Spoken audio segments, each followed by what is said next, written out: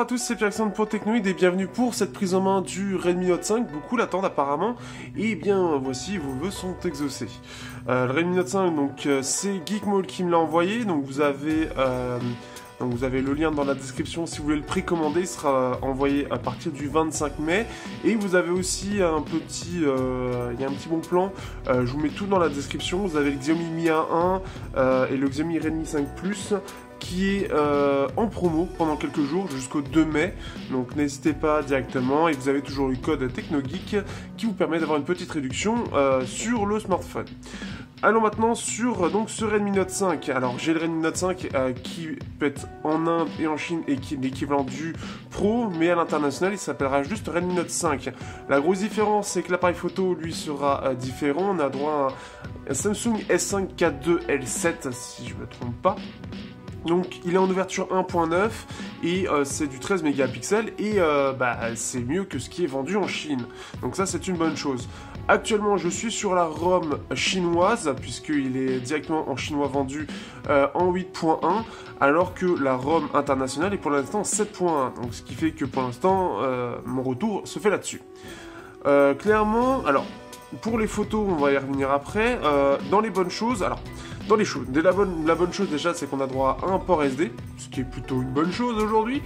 Par contre on est toujours sur du micro USB et pas du USB type C, ce qui est assez dommage parce que ça aurait été bien d'être un petit peu dans la tendance, dans l'universalité de l'USB-C tout simplement, donc un petit peu dommage. Au niveau de la SIM c'est Dual SIM et port SD, donc ça on y est toujours, donc ça c'est plutôt une bonne nouvelle. On peut voir que l'appareil photo, alors j'ai un peu du mal avec le design de ce Redmi Note 5 au dos, parce que l'appareil photo type iPhone X, ça lui va pas du tout. Ça lui va pas du tout, et je ne comprends pas le fait d'avoir choisi ça. Sur ce design, je trouve que ça fait très faux en fait dans le design. Ça fait vraiment faux. Et surtout avec le lecteur d'empreintes qui ajoute en plus de ça ce côté où tout va bien, sauf ça. Je trouve que soit c'est l'emplacement, soit c'est le côté vertical, mais il y a un truc qui va pas dans le design par rapport à cet appareil photo. Au-delà de ça, on a droit aussi à un capteur infrarouge, double capteur photo à l'avant. Au niveau de la surcouche, on est sur MIUI 9 en 8.1 comme je l'ai dit tout à l'heure. Ça tourne très bien, ça tourne vraiment très bien. Bien sûr c'est en anglais pour l'instant, mais par rapport à ma précédente expérience qui était le Redmi Note 2 et Redmi Note 3, donc ça date un petit peu, bien je suis agréablement surpris, c'est beaucoup mieux optimisé, c'est rapide. On a aussi un Snapdragon 636 qui tourne très très bien, et ce qui fait que c'est agréable à l'utilisation. Donc on peut le voir, même au niveau du multitâche, ça a été bien géré. Hop, on peut voir que ça se charge très rapidement. Donc c'est vraiment une bonne chose. On va aller chercher quoi, les YouTube par exemple. On peut voir que c'est plutôt rapide, c'est fluide, c'est vraiment agréable. Donc pas de soucis de ce point de vue là. Au-delà de ça, donc je suis sur la stable 9.5 pour ceux qui se demandent.